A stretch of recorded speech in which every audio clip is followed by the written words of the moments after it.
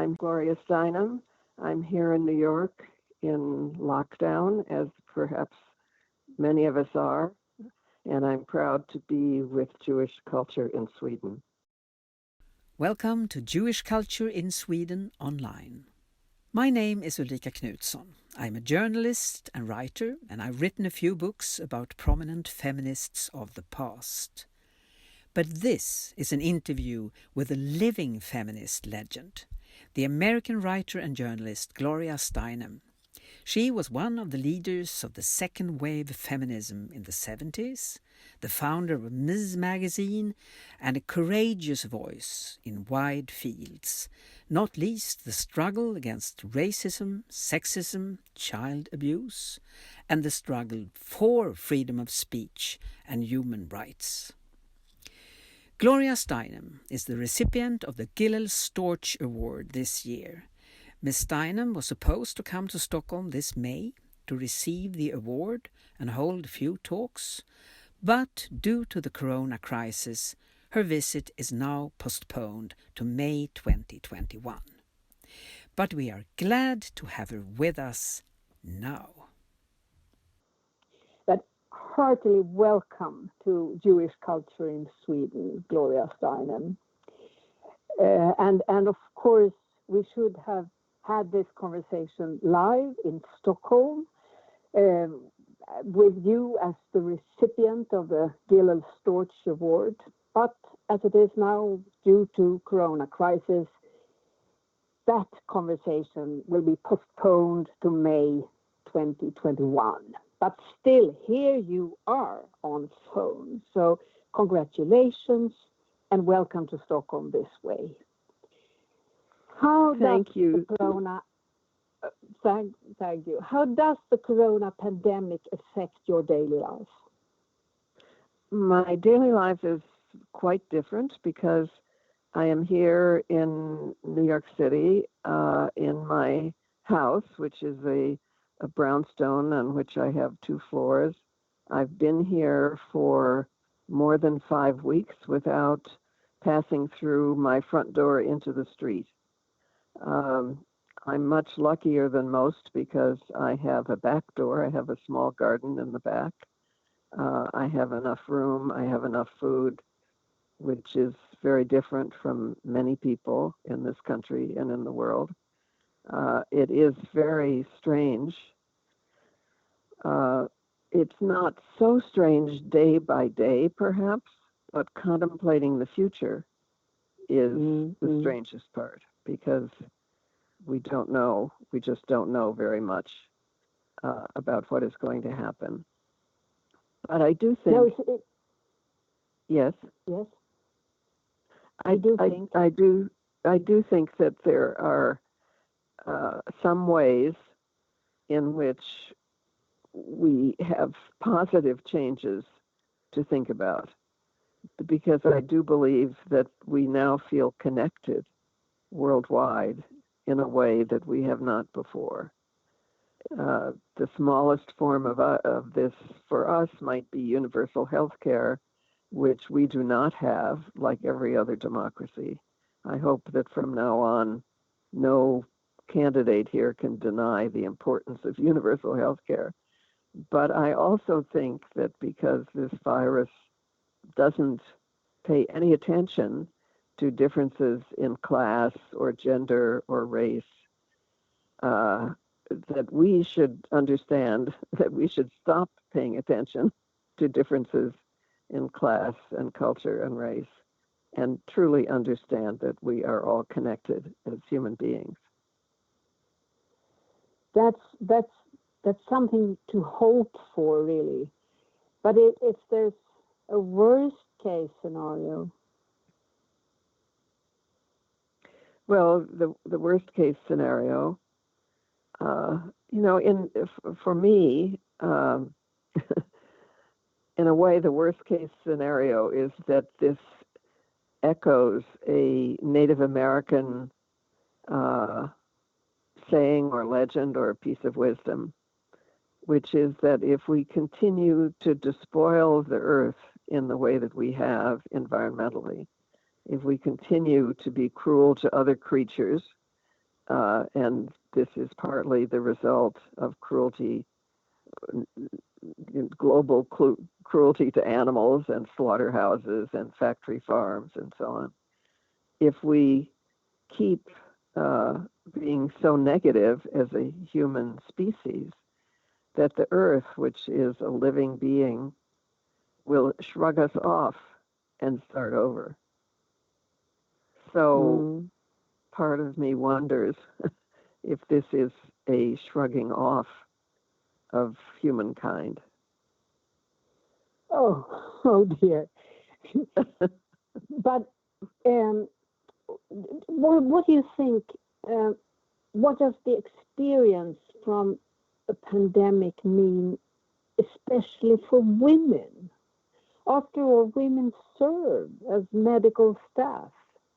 Women in most cultures also are the most concerned with both children and elderly people. So I sometimes think that this pandemic means something to us as women, not necessarily biologically, but what we are thinking about, working with. Yes, no, you're right. And I think even biologically it does, because our hospitals are totally consumed with the coronavirus, and all unnecessary surgery, quote unquote, has been suspended. But women, of course, are pregnant and giving birth regardless at this time. So they are the one group that has to need medical service and often need to enter the hospital regardless of what the emergency is. And they are the vast majority of healthcare workers. So women are way more likely than men to be from especially at the lower levels of healthcare workers, to be on duty and to be working. We also make about half the money that men do in general. So we don't have the cushion financially, and therefore have to work even more. In addition, at home, we're more likely to be responsible for young children and for getting the food and cooking. So, this definitely has an impact on everyone, of course, but it has a disproportionate impact on women, and in my country, especially women of color. There is still the profound impact of racism here. So the difference in the lives in general between Black and brown women and white women is also evident in this crisis. And it's possible that Black and brown women in my country are suffering the most. Mm-hmm. How does the pandemic affect us all mentally, do you think? You said that in the best thing with it, that we might feel more connected.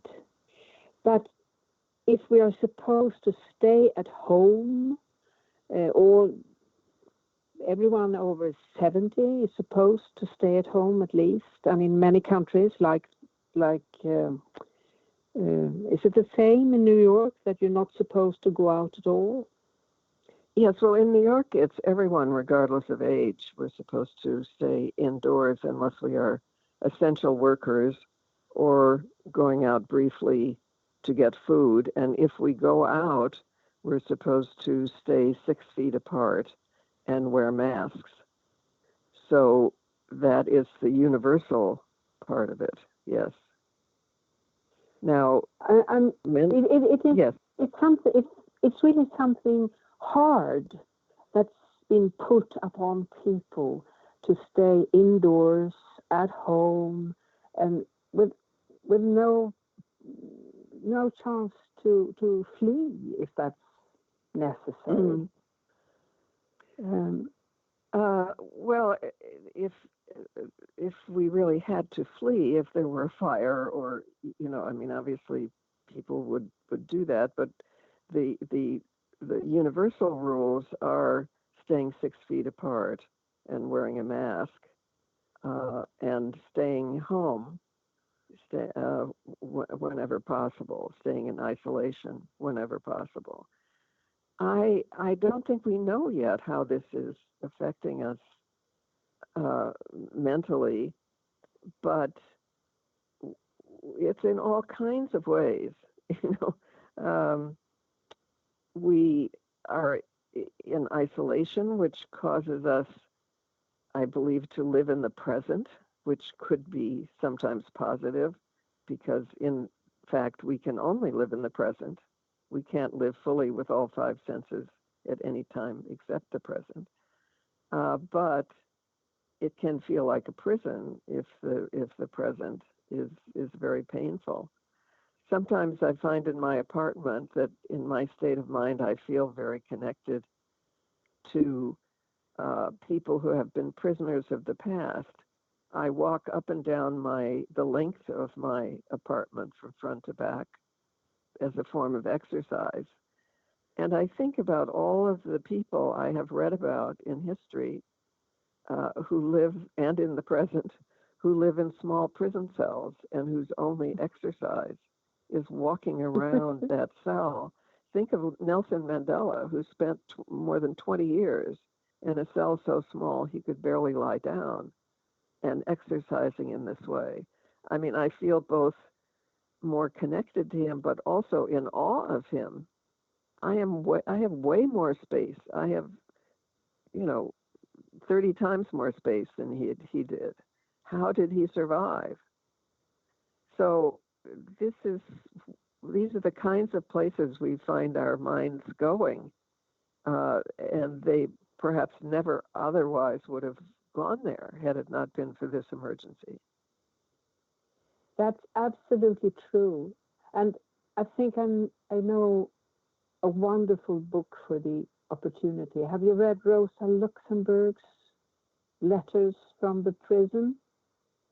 No, I have read excerpts, but I haven't read the entire book. Now, it is great. There she's the same aware revolutionary and critical revolutionary, of course, but she's also a poet, and she describes the feeling when sunshine and air coming into the cell, and she sort of puts spring outside into the cell just through the sunbeam and the buzzing of a bee. And it's a great book. There she's really a great writer. I thought, and I think of Anne Frank too, don't you? Oh, yeah. Of Anne Frank, yeah. completely hiding in the attic, and her writing. Yes, I do think we feel connected to people who have shared this situation much more alone than we are. Oh yes, and Anne Frank trying to leave her full early teenage years with her lover and everything under the eye of her mother, and they were almost exploding because it was so tight and the place was so small, but she was trying to lead a full life in there indoors. That's absolutely true. What the Gillel Storch Award, it's a prominent Swedish prize, but of course you have received many fine prizes before for your work as a journalist, as a pioneer feminist of the second wave, and not least for your work for human rights in many respects against sexism, racism, child abuse, etc. When did you first identify as a feminist, Gloria, or thought about yourself as a feminist? Well, it wasn't until I was in my 30s, maybe even my late 30s, because first of all, there was not a global or national feminist movement when I was growing up. And really, I mean, I think that I was trying not to obey the rules that women were traditionally given, but I was hoping no one would notice. I was sort of rebelling in private Yes. for a very long time. I began to understand there might be a different way when I lived in India for 2 years right after I graduated from college. And of course, that was shortly after Indian independence, in which women had played a huge role. There was a huge women's movement there. So I began to understand that there could be such thing as a women's movement, but I thought it was confined to India. I didn't understand that it was global and took different forms in different places until the 70s. So not until I was in my late 30s and early 40s did I begin to realize that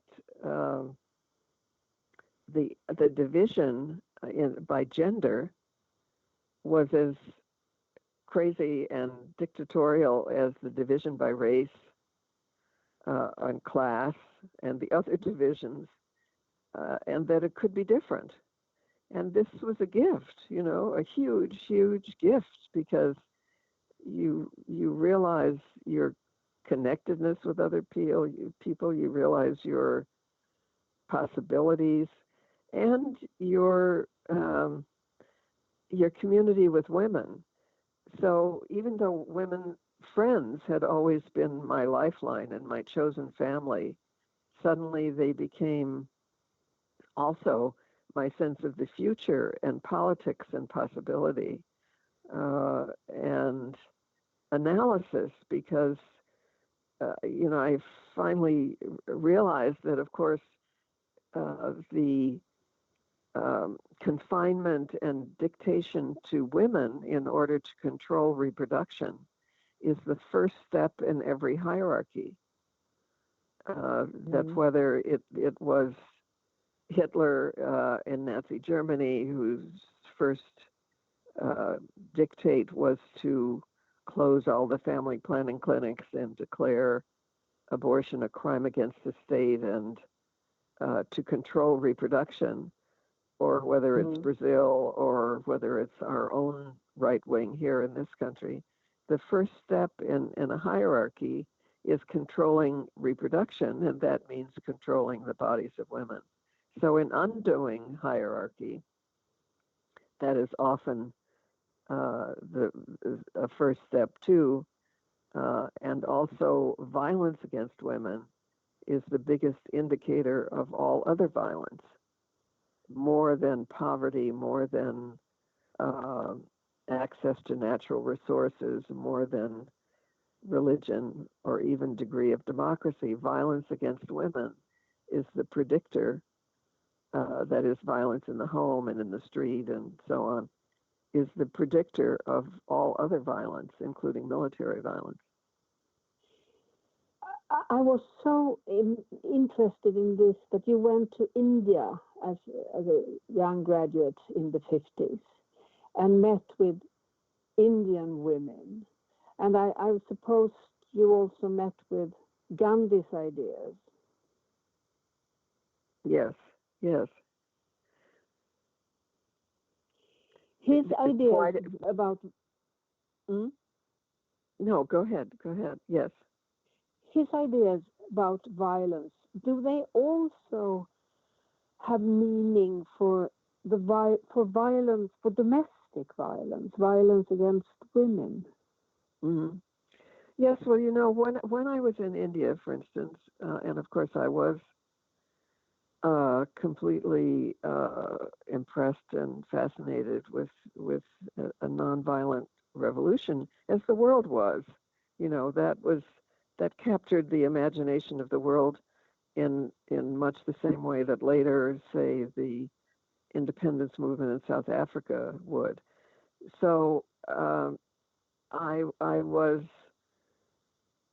with a friend of mine in India, Devaki Jain, and we thought, well, because it's nonviolent, this has a great meaning for women in the world, Gandhi's revolution.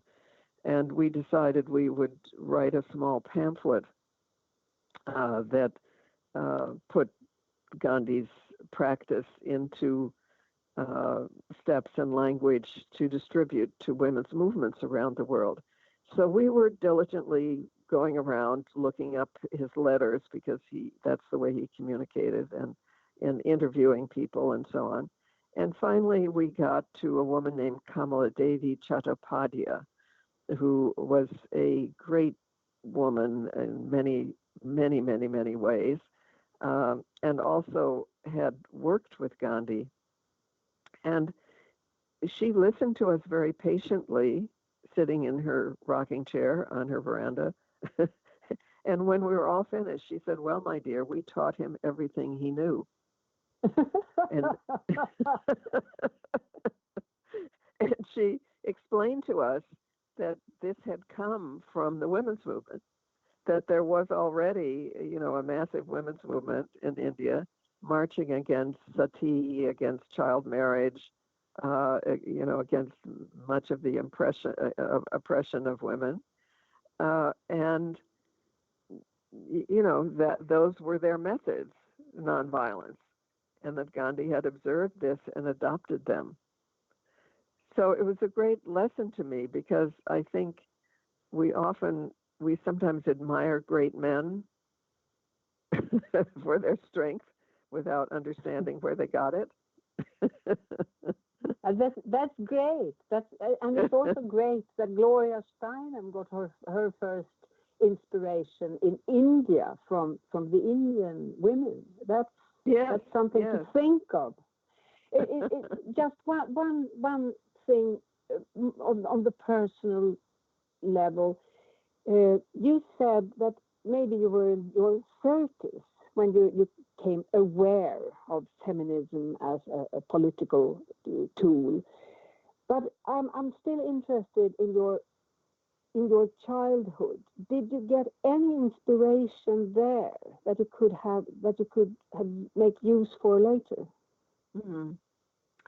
Well, I had a kind of unusual childhood because my parents traveled a lot, and so I didn't really go to school very much until I was about maybe 12 or so.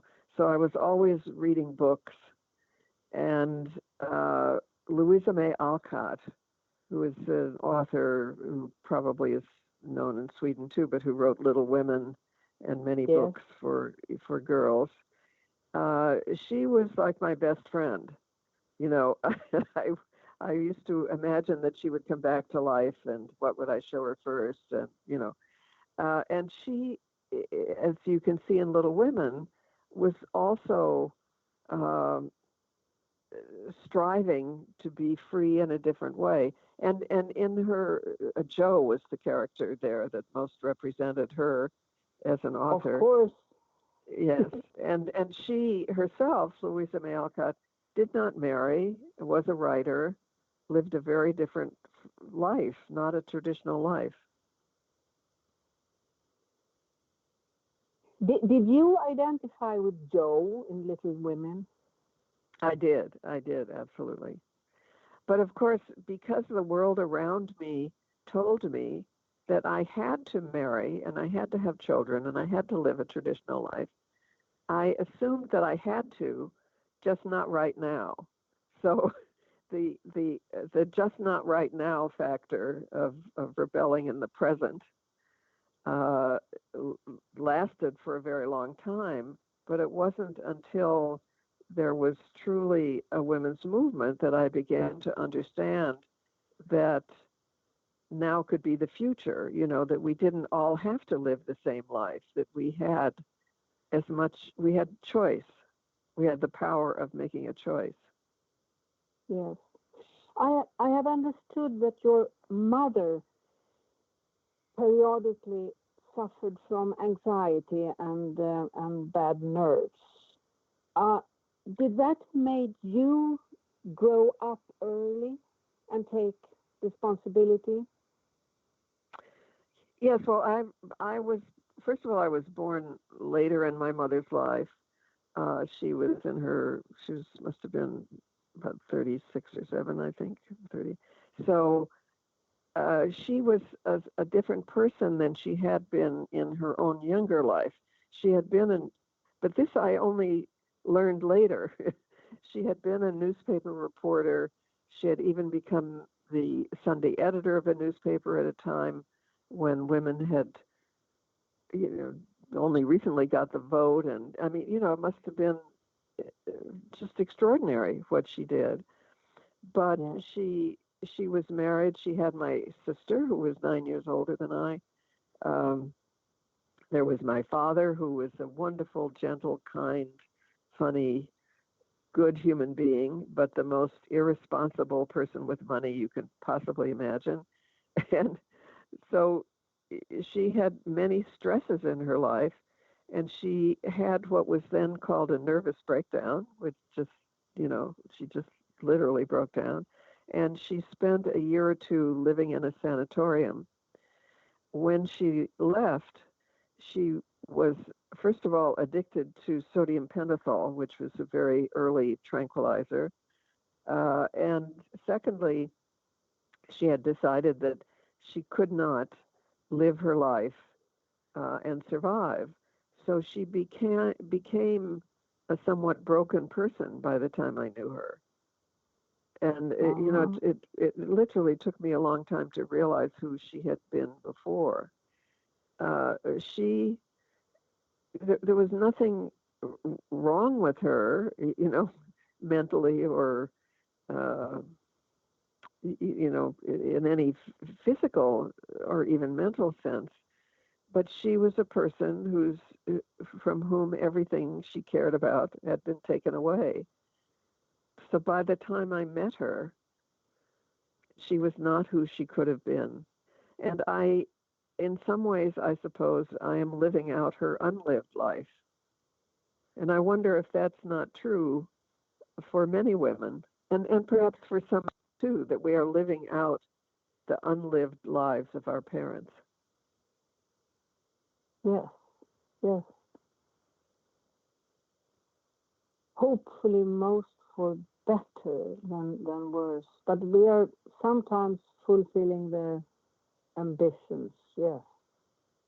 Who took care of you then? Well, I didn't need an outside person to take care of me. Well, first of all, I had a sister who was 9 years older, and so she looked after me, and my father was there. Because we were in a house trailer and so on, I wasn't going to school, but I certainly never lacked for food or a place to live or someone to live after me. I was just living a rather different life. I see. And I have supposed that, did your father practice Jewish tradition? No, not at all. No, he just was not interested. And actually, the Jewish side of my family, I mean, my mother's family were Protestants. My father's family were Jewish, but my Jewish grandmother, who died when I was about 5, so we didn't really know each other, but she had also become a theosophist, as indeed had my other grandmother. Theosophy was a very big and important movement of and of course it still exists, but especially I think in the 30s and 40s it was very important, and it's a tradition that leans heavily toward the East. So I'm not sure, but I don't think that necessarily my Jewish grandmother was keeping a Jewish tradition, except perhaps in the food she cooked by the time I was born. Does the Jewish tradition mean anything to you? Has it meant anything to you later? It came to mean something to me later when I began to meet Jewish feminists who were transforming Jewish ceremonies to include women. So going to a feminist Seder, for instance, became very important with Bella Abzug and Letty Pogrebin and many important Jewish feminists here. So in a way, I came to it later and began to realize how important the Jewish tradition was. I think also I began to realize that because it is much older than Christianity, for instance, it was closer to matrilineal times. I mean, even in the question of whether one is Jewish or not, it, at least theoretically, is matrilineal, passing through the mother, which shows, I think, that it is closer to the ancient matrilineal egalitarian cultures than Christianity. That's interesting. I thought of this that both your grandmother and your mother's, the grandmothers were theosophists, that was sometimes looked over the shoulder by established religions. For example, Madame Blavatsky was not very held in esteem, but a lot of prominent women were active in theosophy at the turn of the century. So maybe there was something in it for women as well, something to transform.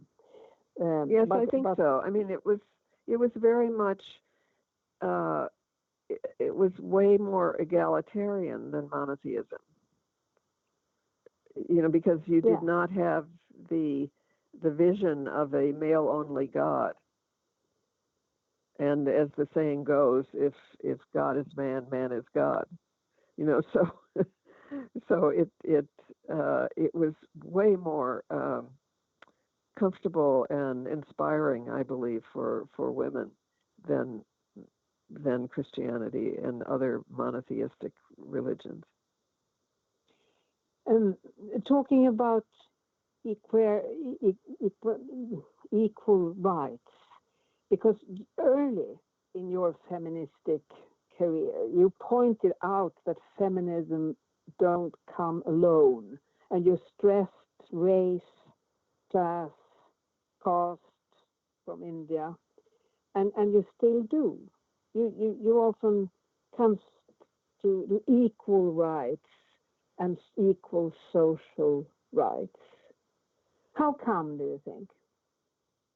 Well, I think these things are intertwined, and you cannot uproot sexism without also uprooting racism, because a major, huge motivation for restricting the freedom of women is to maintain racial separation, to keep people from falling in love with each other and having children across race, which of course we will do, as we always have done, human beings. And racism requires the separation, or at least the visible difference, of human beings. So it doubles the motive for restricting women.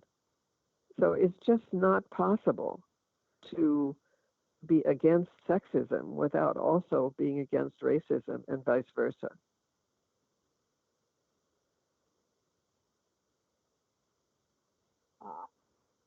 I think that is really important, and even, but still that happens, and we both know that you're not immune as a feminist. You're not immune for racist arguments when threatened or feeling threatened. But it's of course important. We're certainly, we're not. Of course, you know, we've grown up in a biased society, so we're certainly have to be aware that we are not immune from racism. But feminism either means all women or it's not feminism. So,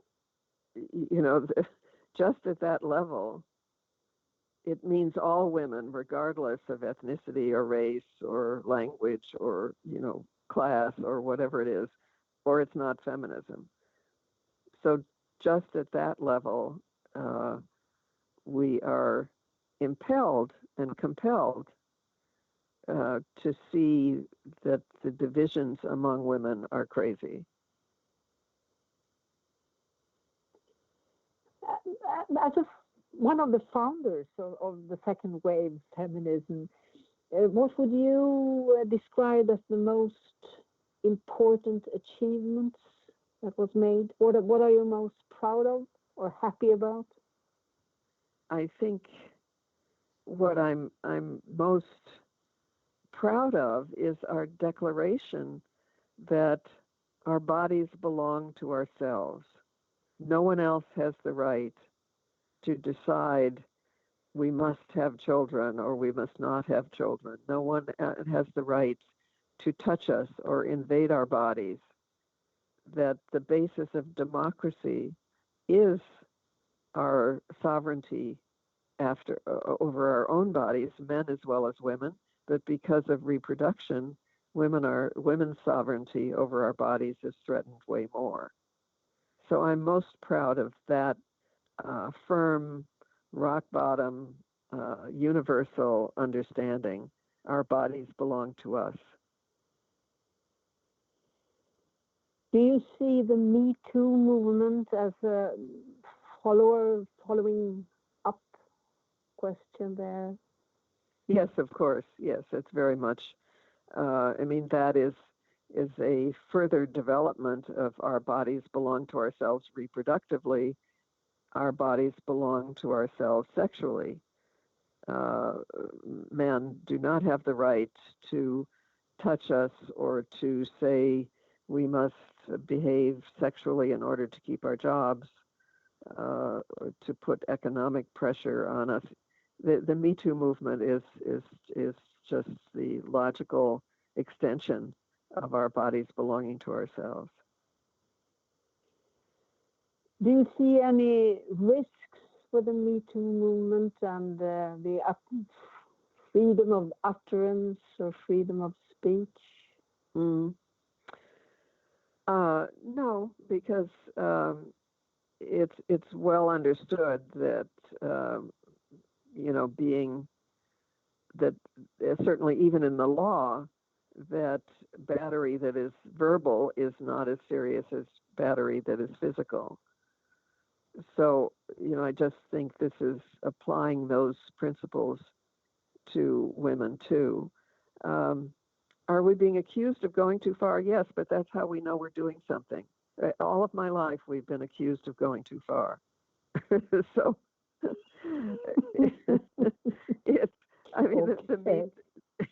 the Me Too movement is just a logical extension of our bodily integrity into the workplace.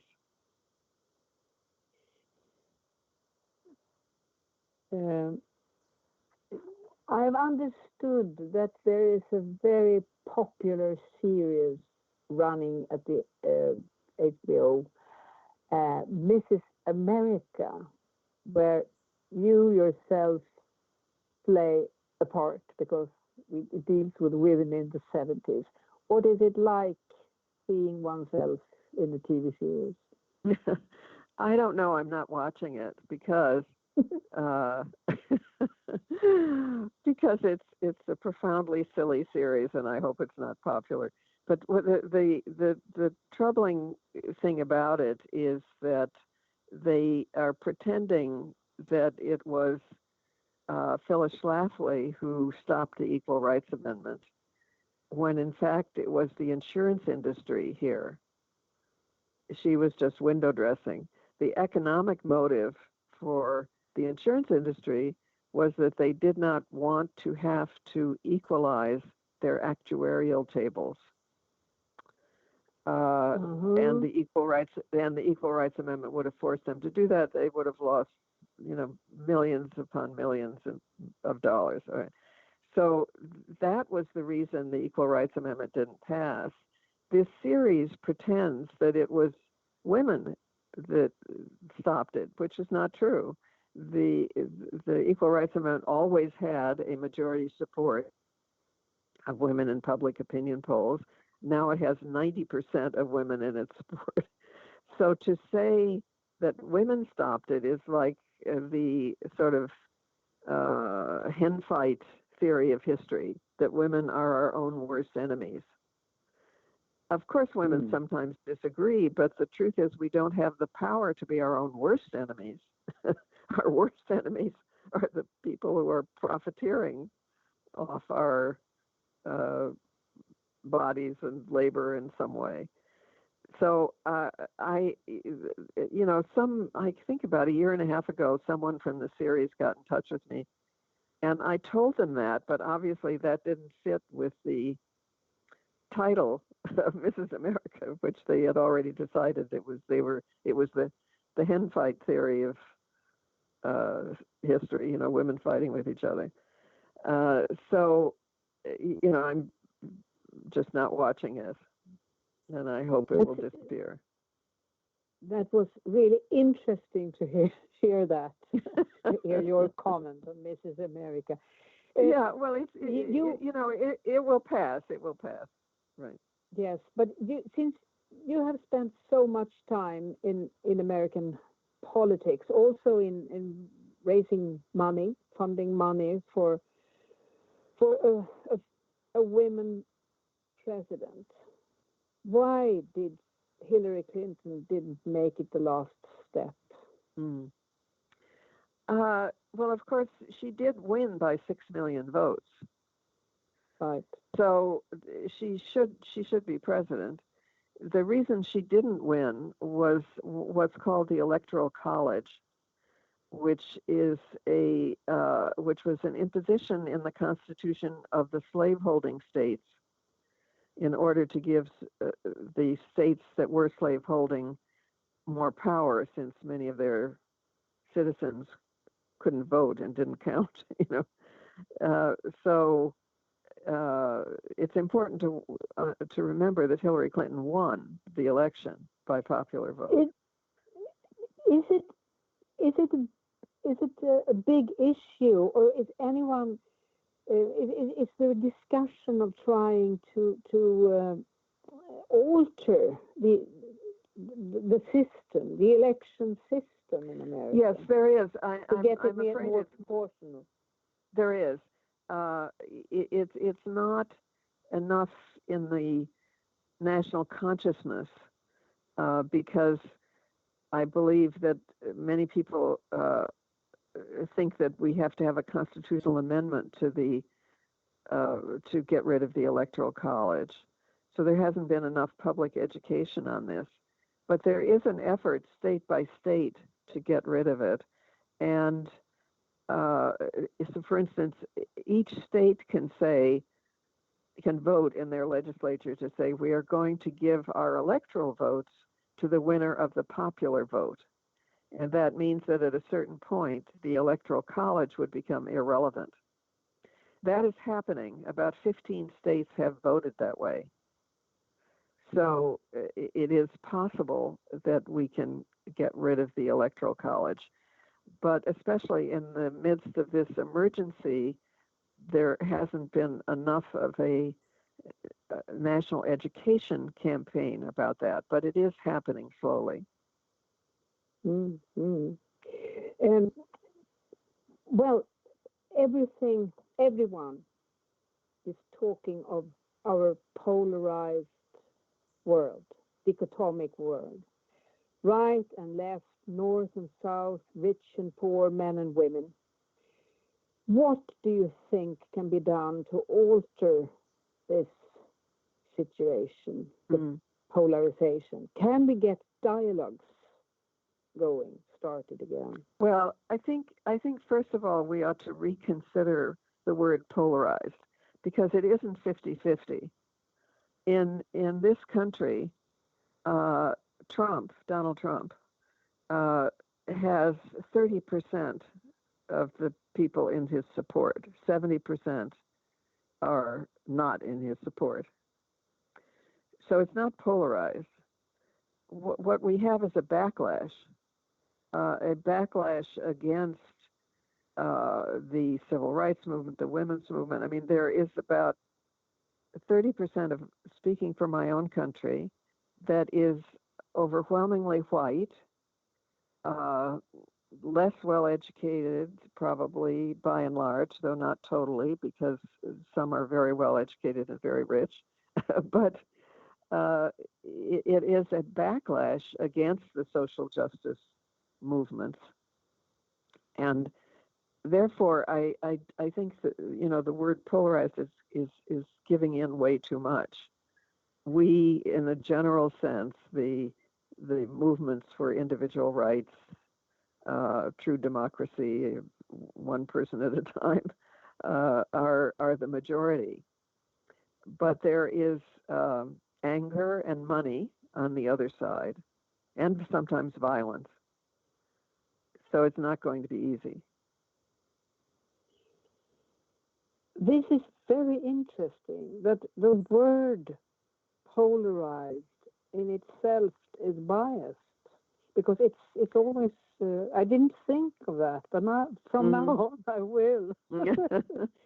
Well, I can only speak for this country, but as far as I know, it's true in other countries too. That is, it's not polarized. It's more a backlash. Yes, it is interesting. What is your current or next project, Gloria? What are you pondering on for the time being? Well, I have, with two friends, I am writing a book that is about the women's movement in this country, and it's really trying to, the women's movement here has sometimes, especially in the recent past, been referred to as mostly white, and which is not true. And so we thought that since in the last presidential election, 96% of Black women voted for Hillary Clinton, and 53% of white women voted for Trump, that this was a moment to explain that it's always been true that statistically speaking, Black women have been more likely to be feminists than white women. You can see why this probably is the case, because white women are more likely to be dependent on a husband's income and identity, and therefore to be voting his interest rather than their own interests. But I mean, that's an oversimplification. But in any case, it's always been true that Black women are more likely to be feminists even than white women. So we are writing a book about the movement, identifying and profiling the many amazing, courageous Black feminists from the 60s, 70s, and 80s. I'm looking forward to that. When will it be released? Well, it's funny you say that, because I'm sure that our editor is wondering where it is. but perhaps that we're now confined will make us less late. We're already a year late with our manuscript. So as you speak, I am working on. We're each writing a preface, and we hope it's going to be a kind of fun to read book with little illustrations and so on.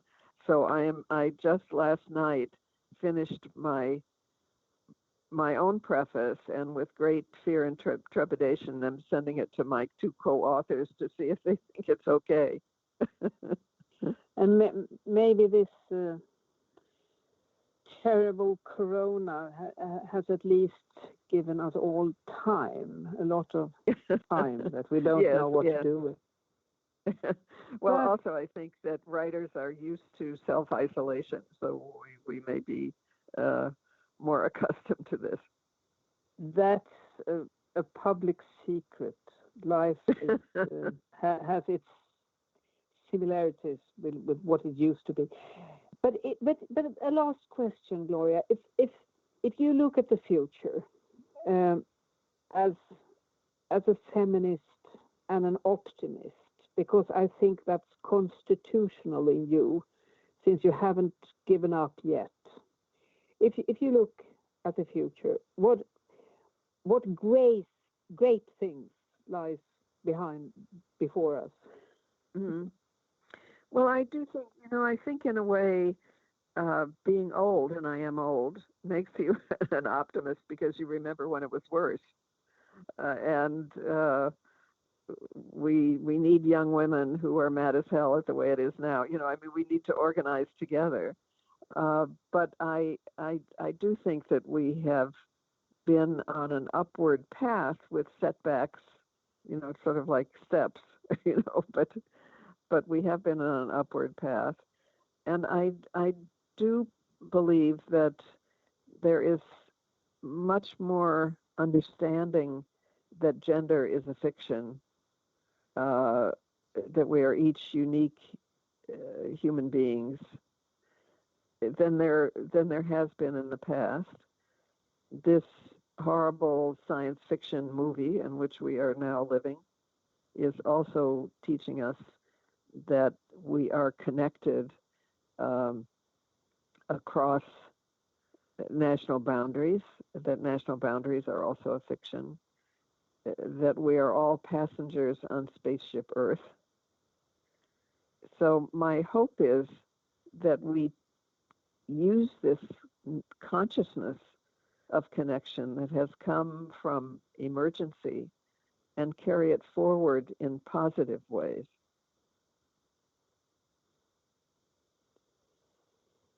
I think that the character in Chinese for emergency is a combination of two characters, danger and hope. And I believe that's where we are now. Thank you ever so much, Gloria Steinem. Thank you for I thank here. You. I thank you. And I thank you, the honor that you have bestowed on me is huge in my life. I can't begin to tell you.